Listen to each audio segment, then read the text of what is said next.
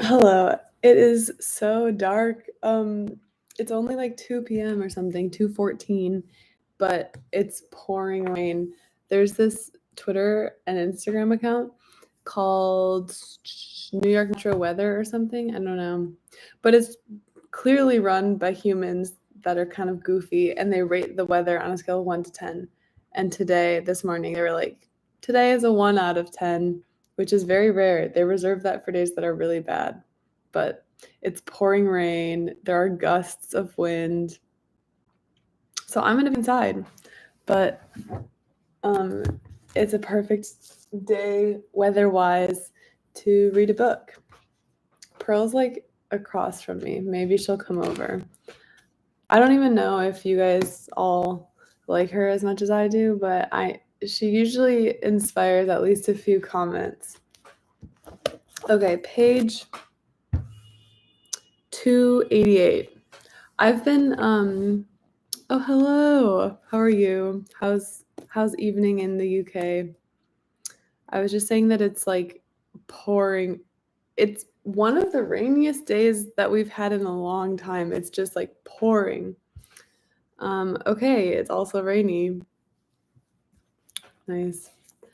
I have started in this book because the pages are so long. Like the words per page is I don't really have a good estimate of numbers like that, but it's a lot. But I've started like marking where I stop reading with a little pencil. And sorry if you're like a book, I don't know, one of those people that hates any sort of marks in books, but it has made the reading experience so much better because I never have to find where I left off. Okay, here she is. Aw, hi Pearl.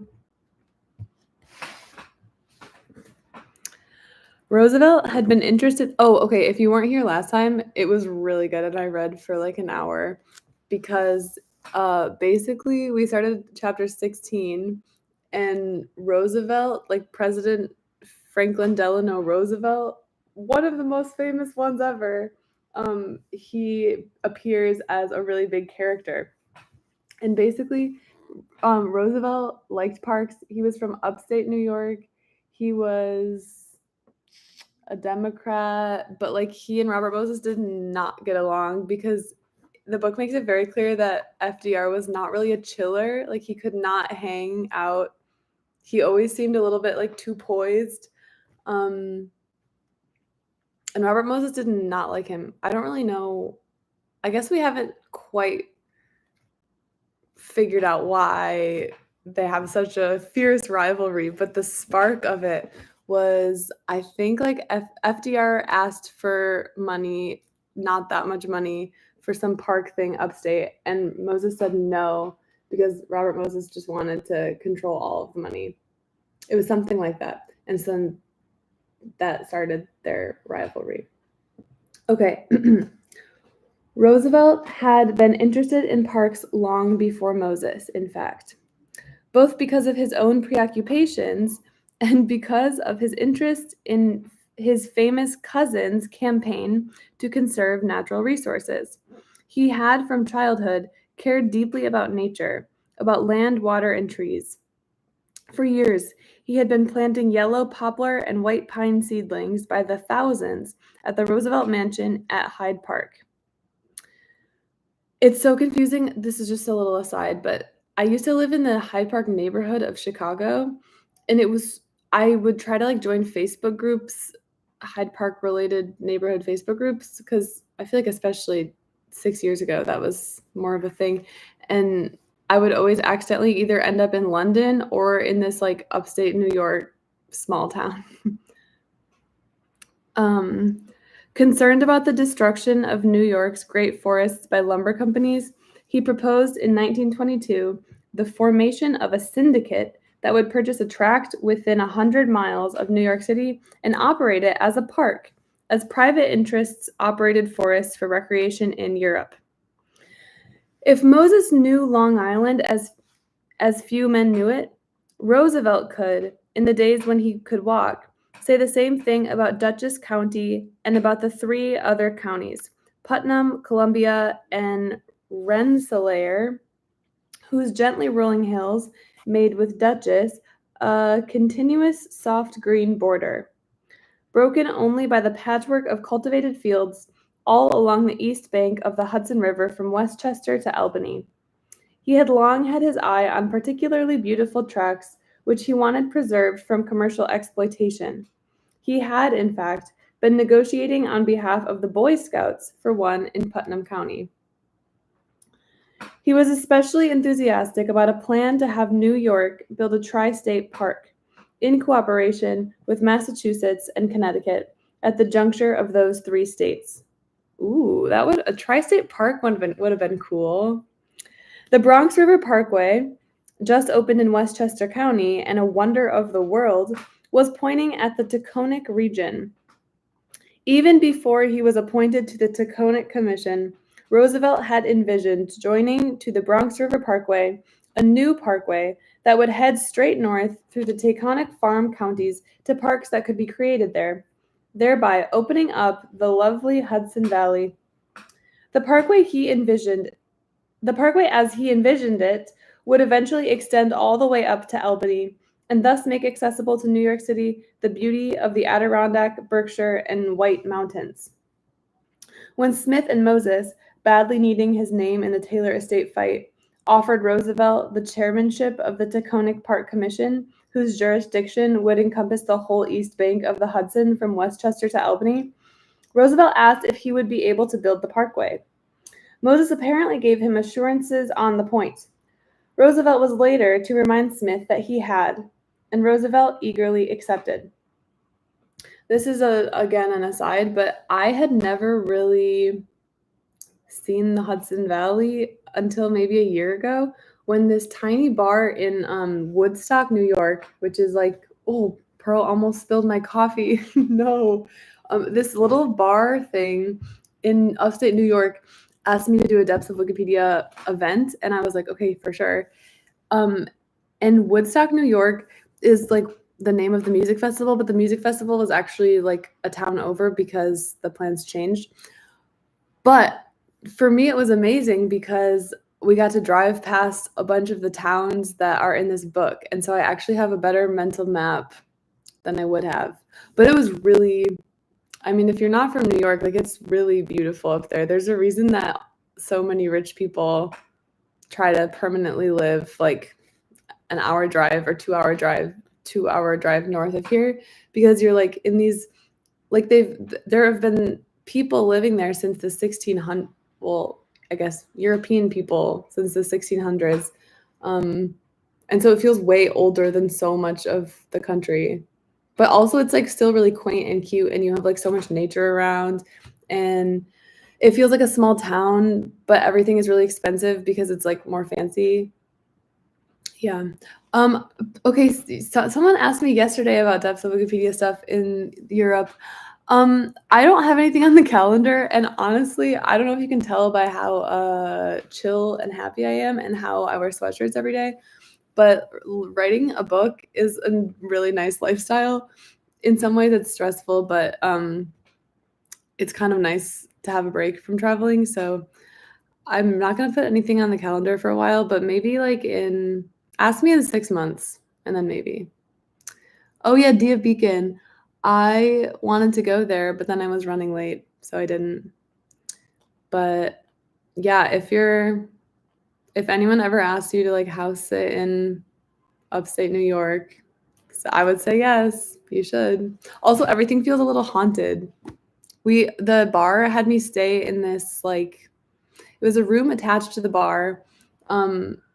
And the house was one of the most rickety things I had ever been inside. And some of the rooms were closed. And if you open the door, it was just full of like dusty storage, but clearly just like weird, really old stuff. It was so haunted. I was so glad that I had someone with me. Otherwise, I would have probably been nervous to fall asleep. But it was fun. I liked it. Whew. Okay. Within months, Roosevelt had old Clarence Fahnestock primed to donate his 6,169 acres at Lake Ascawana as a state park, and he had completed arrangements for the transfer of 3 smaller tracts farther north. Having himself driven around the countryside, he had selected sites for small camping parks that he wanted built along the highway. He was sketching himself picnic tables and fireplaces and thinking about which type of rock should be used to face bridges over the parkway so that it would blend in most naturally with the landscape. Roosevelt was impatient to get this splendid project underway. The price of the land for the Boy Scout camp had risen 30% in the 2 years he was negotiating for it. He was driven, as was Moses, by the knowledge that soaring land values were making land acquisition continually more difficult. The securing of the rights of way for the state should, he wrote, be immediately put through.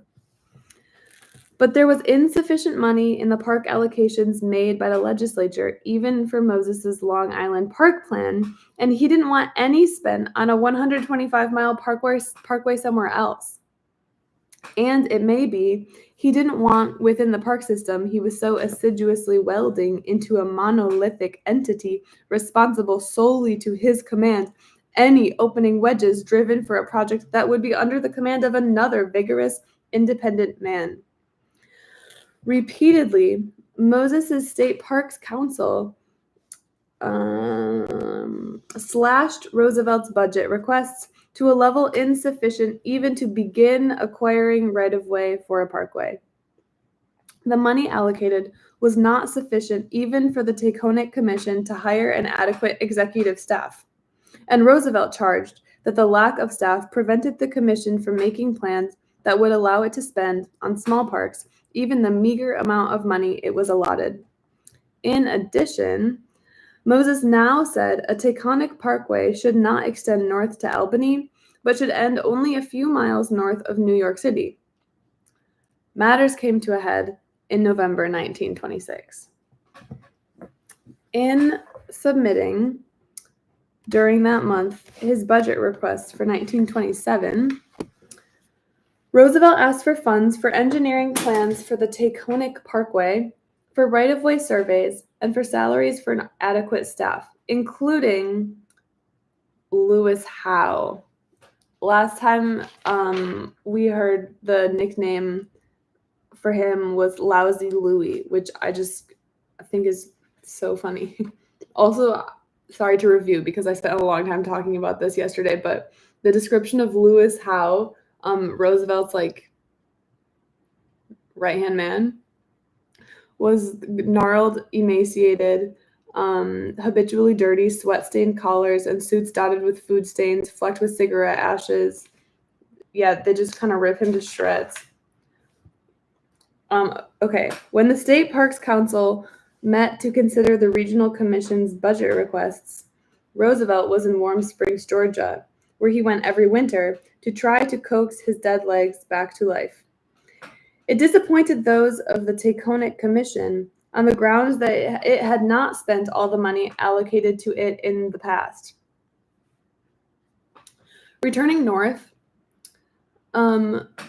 yesterday was really good, but I'll try to fill you in. Returning north, Roosevelt had at least one bitter face-to-face confrontation with Moses, the details of which can only be imagined. Then, Roosevelt tried to go over Moses's head. In December 1926, he wrote Smith asking the governor to restore the funds he had requested. Quote, "It is an absurd and humiliating position to be put in, to be informed that we could have no money because through lack of an executive, we have not been able to properly expend the money we had, and then to be informed that we cannot have an executive because we have not been given any more money," he wrote. But Smith was taking Moses's word as to what was happening in park matters. He asked Moses about the Taconic situation, and Moses wrote Smith, "I suggest you write Roosevelt a letter along the line attached." The attached said that of course the parkway would go through. It did not say, though, to where, but that there was so much competition for the limited money available that it must be concentrated on those projects which were moving ahead fastest, and the Taconic Parkway was not one of those. In fact, the attached said practically none of the money already allocated to the Taconic Commission had been spent. Smith sent the letter to Roosevelt exactly as Moses had written it. Hold on, I feel like I missed something in a different paragraph.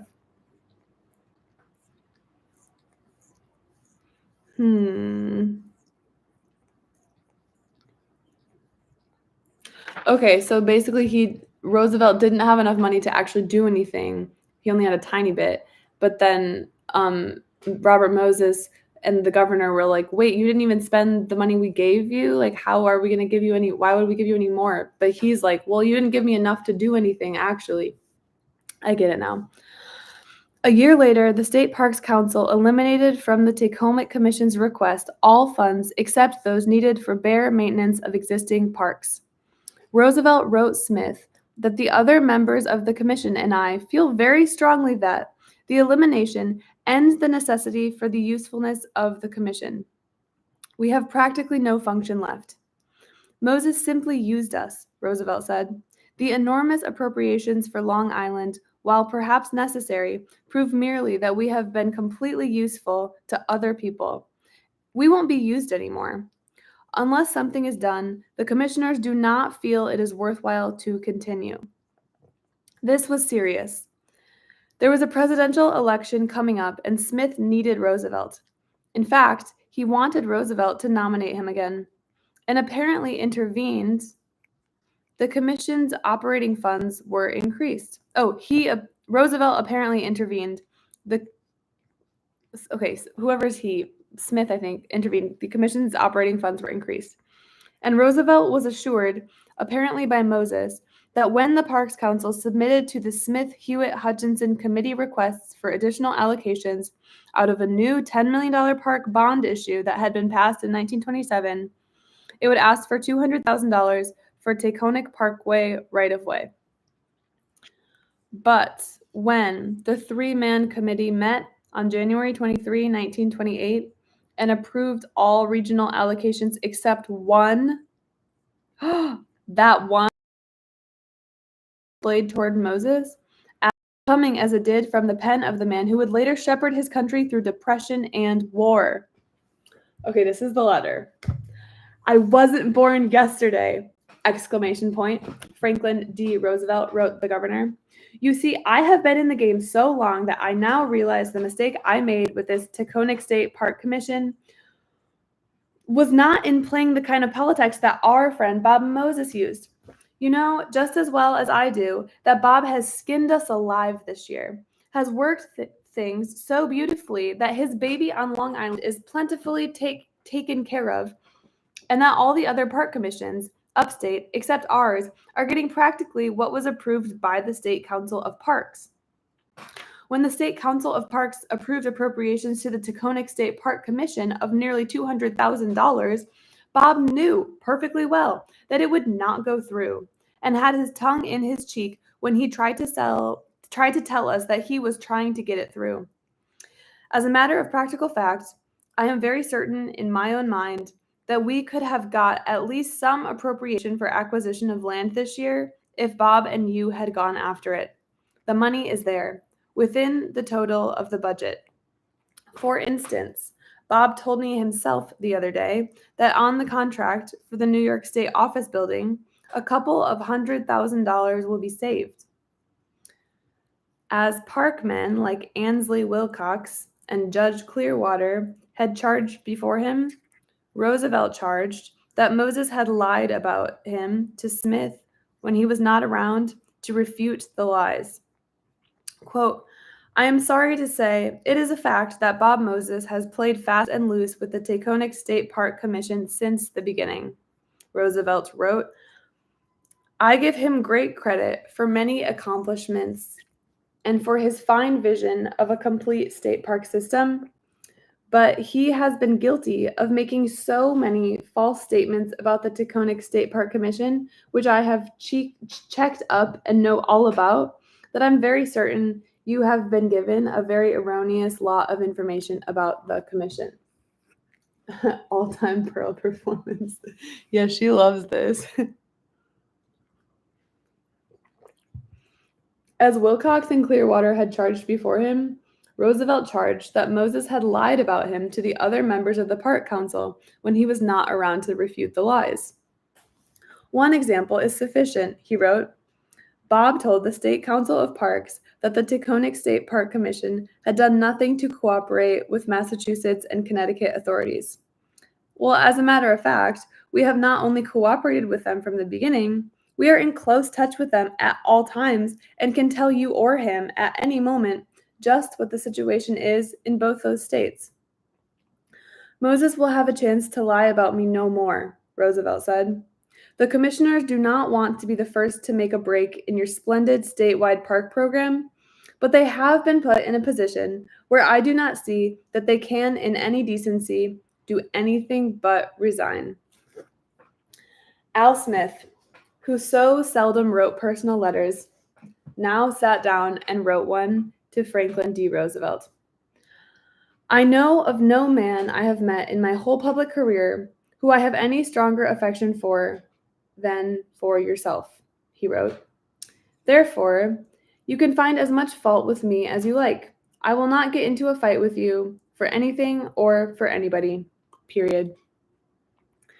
The letter had its effect. Roosevelt did not resign, but the letter did not change the Taconic Parkway situation or the Moses Roosevelt situation. At the 1928 Democratic Convention, Roosevelt was again Smith's floor manager. Observers noted that at times during his nominating speech, the cheering seemed to be as much for him as for Smith. And there were some suggestions that Roosevelt, a bearer of Teddy Roosevelt's name, a Protestant, and an attractive vice presidential candidate, even in the defeat in 1920, would make a better presidential candidate than the governor. Bell Moskowitz's comments about Roosevelt began to be more caustic. But Smith himself felt the cheers were no more than Roosevelt deserved. And in September, the governor asked Roosevelt to be his successor in Albany. Moses had argued against the choice. There are indications that he half expected Smith to name him instead, to try to force him on the Democratic Party. Although he had always identified himself as an independent Republican when reporters asked him his political affiliation, he quietly enrolled as a Democrat when he registered to vote in 1928, a bit of opportunism that did him no good, since his name was never seriously mentioned for the governorship that year by Smith or anyone else. Moreover, among those men whose names were seriously considered, Roosevelt was the one Moses least wanted to get the post. He told the conclaves of Democratic leaders to which Smith brought him that Roosevelt did not possess either the mental capacity or the application to be governor. To Francis Perkins, he said that Roosevelt's only asset was a smile. Quote, "It's a pity to have him, and that Al has set his heart on him," he told her. It's undoubtedly a good name to carry the ticket with, but of course, he isn't quite bright. Oh, bye, Pearl. The other Smith aides agreed with this view, but mental capacity was not as important to them as political realities. With the, quote, Romanism and Tammany rapidly becoming the overriding issue of the presidential campaign. Okay, rum because it was prohibition. And as we talked about last time, Al Smith, who ran for president in 1928, which we're talking about, he had a few slogans, one of which was like, it's like something about wet dreams, which was a sexual innuendo, but was like actually about making alcohol available again. List of presidential slogans. I'm looking it up on Wikipedia.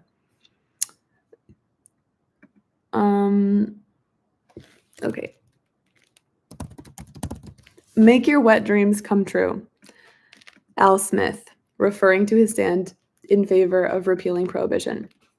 And then his other slogan was, all for Al and Al for all, which I think is quite good. But rum, Romanism, and Tammany. I don't really know what the Romanism part is all about. And when you, okay, I just Googled it, and it looks like there's a song where that's the title, but it looks like it's like a recent song. Okay, Rome.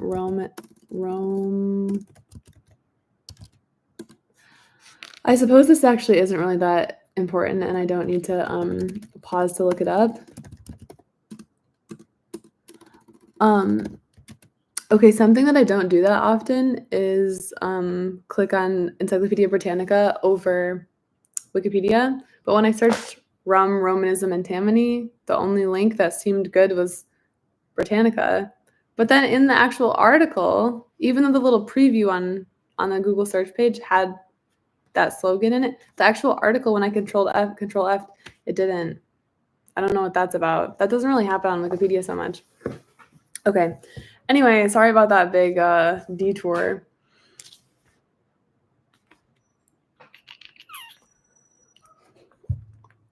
Okay.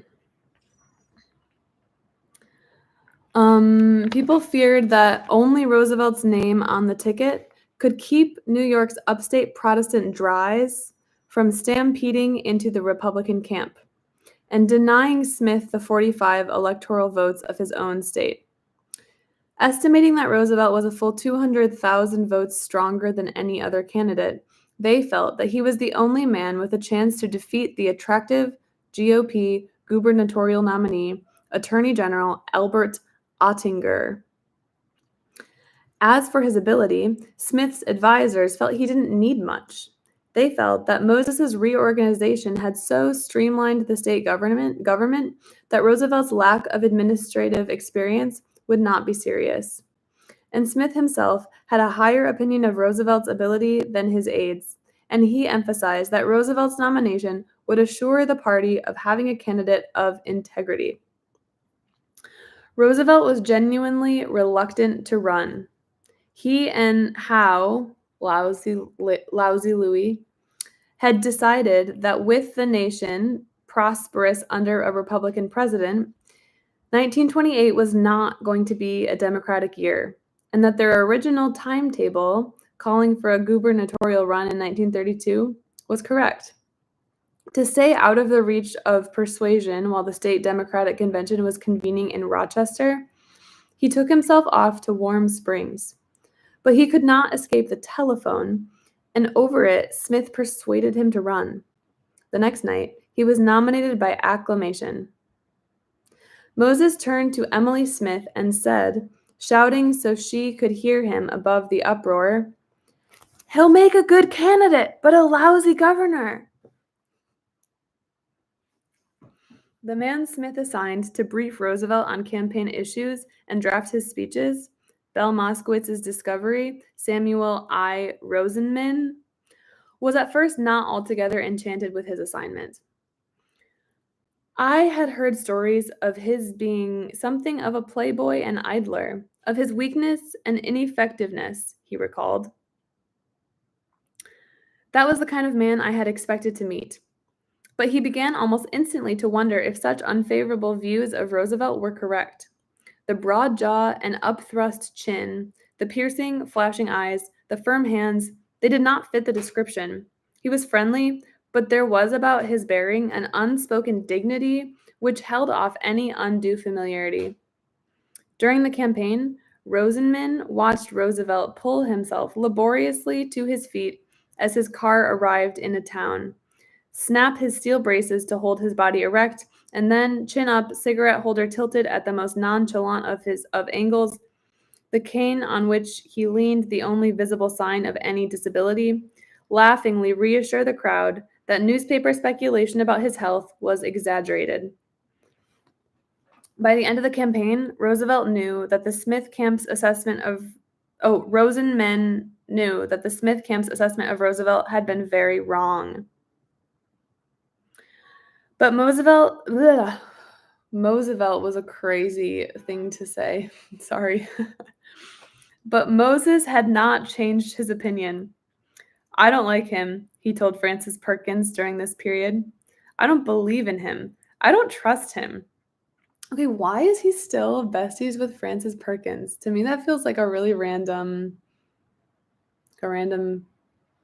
person to stay in touch with. She's that lady that he met when he was working at the Bureau of Investigative Research, when he was like a young gun in his 20s. Also, I can't tell if my thing is a little bit blurry. That didn't really make that much of a difference. Yeah, what if Bob Moses and FDR had a enemies to lovers arc? That would probably make an even better book. Actually, probably not. It would maybe even be a shorter book. They would be more happy. They wouldn't fight. He wouldn't want power anymore. His comments became more vicious. Miss Perkins recalled Moses saying to her about Roosevelt, "He is a pretty poor excuse for a man."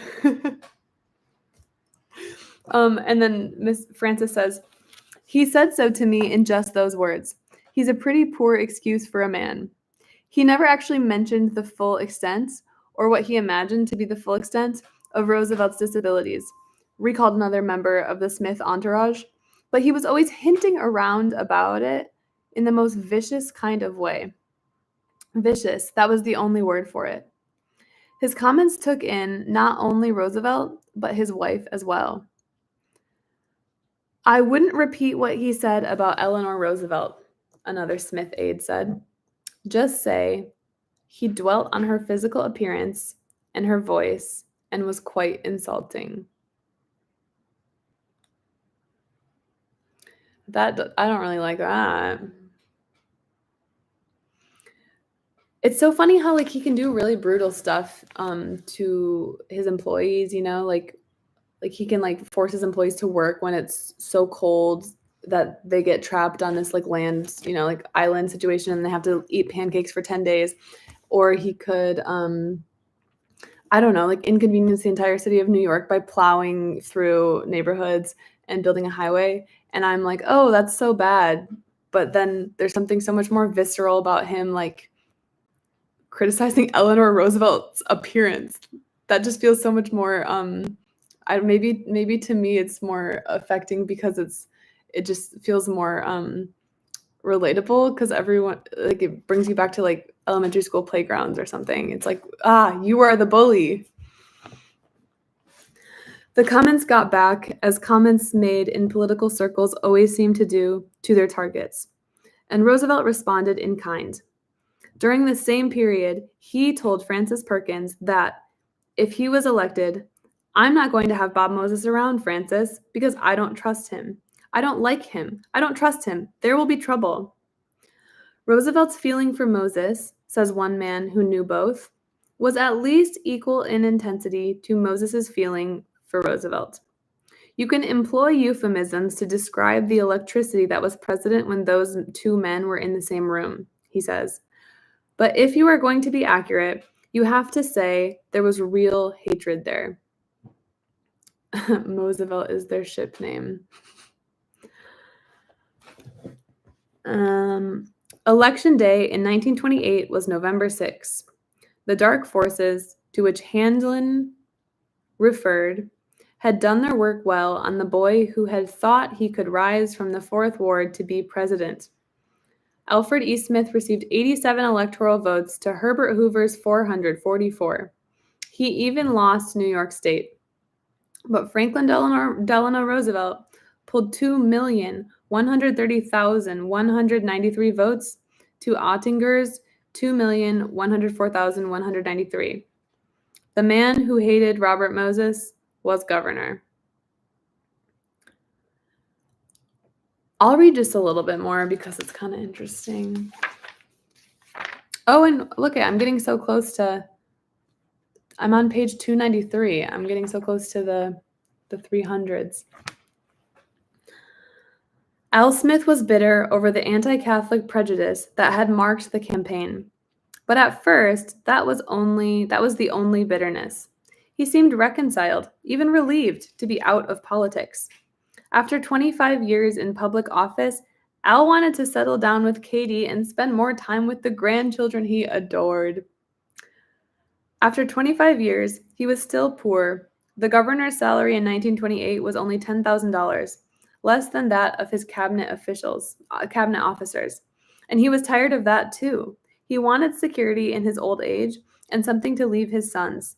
John J. Raskob, William T. Kenney, and other friends had offered him the presidency of the Empire State Building Corporation, which was erecting New York's tallest skyscraper, at a salary of $50,000 per year. Quote, I have had all I can stand of it. As far as running for office is concerned, that's finished, he said. And at the time, he meant it. One proof was his voluntary surrender of the titular leadership of the National Democratic Party. Another was his refusal to intervene when his ally, Judge George Alvaney, was forced out as head of Tammany Hall in 1929. If Smith had intended to run for president in 1932, he would certainly have attempted to maintain control of Tammany to keep a base of electoral votes on which to build a campaign. In November 1928, as he packed up so that Roosevelt could move into the executive mansion early, he busied himself personally overseeing the installation of the ramps Roosevelt would need to move in a wheelchair around the mansion and the Capitol. Alfred E. Smith, the happy warrior, was ready to retire, still mostly happy from politics. I wonder I wonder when the monkeys that Al Smith kept in Albany at his executive mansion, I wonder if he had to move them out when he left. Like, I wonder if they were there for the full time. I wonder if Roosevelt kept them. I really wish we had more monkeys in this book. He certainly bore no personal animosity toward Roosevelt. And raised in the Tammany tradition in which men were retired from active service honorably when the time for retirement came, the warriors who had held high political office became sachems, S-A-C-H-E-M-S, assured until they died of a voice in running the hall, to make room for younger men coming along. He considered, as Proskauer put it, that he and Roosevelt were members of the same team.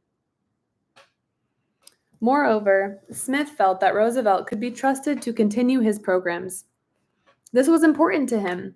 All through 1928, he had been pressing the legislature for further improvements in working conditions for women and children, for extensions of the Workmen's Compensation Act, for liberalized welfare legislation, for movement in the new field of old age pensions, and the legislature had refused to be moved on these issues.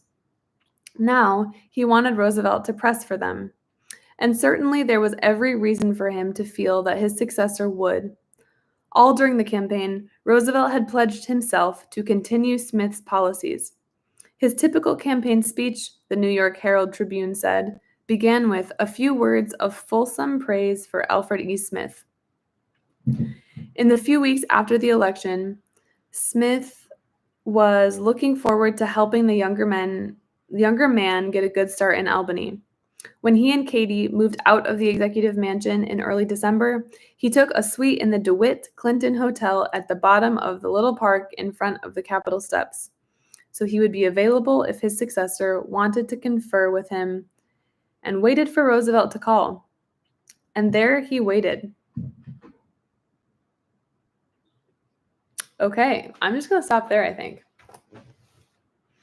Yeah, the editor of this book was Robert Gottlieb, who was like a really famous editor guy who's edited like so many books. It's crazy. I think he's the editor for a bunch of Toni Morrison books, Catch-22, tons more that I'm not thinking of that are like household names. But Robert Moses says in his, I even have it handy, in his book about writing, that's called Working, Robert Moses said that the reason he chose his editor as his editor was basically he had like half the book written, and then he needed more money, and some agent lady was like, I can get you more money, and she set up a few meetings for him with a bunch of big name editors, and 4 of them took him to these swanky lunches and tried to tell him like, oh, you're going to be a star. And Robert Gottlieb from the publisher Nope, he was like, oh, I don't actually really go out for lunch. I just eat a sandwich at my desk, but yeah, you're welcome to join me. And Robert Caro, of course, had to choose the guy who obsessively worked and was like not interested in fancy things. So that's the story. I thought it was sweet. But yeah, Robert Gottlieb's editing career is so long, and his daughter made a documentary film based on both her dad's career as an editor and then this book about Robert Moses working, and it's called Turn Every Page.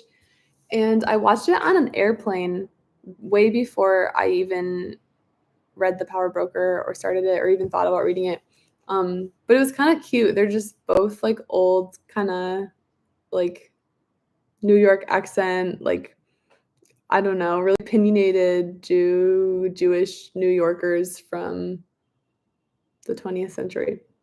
It's fun to watch them interact because they like fight a lot. They argued about punctuation. I can't remember if it was semicolons or the em dash, but there was something that Robert Moses used all the time that Robert Gottlieb could not stand, and then they would get in long arguments about it. I think it was em dashes. But and then also Robert Gottlieb is the one who helped him cut like basically half of the word count of this.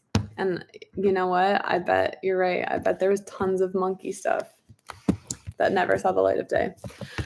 Anyway, I hope you have a good rest of your day. If it's wherever you are, it's so rainy here, so I'm probably not gonna go outside or do anything. And it's gonna be great. Bye.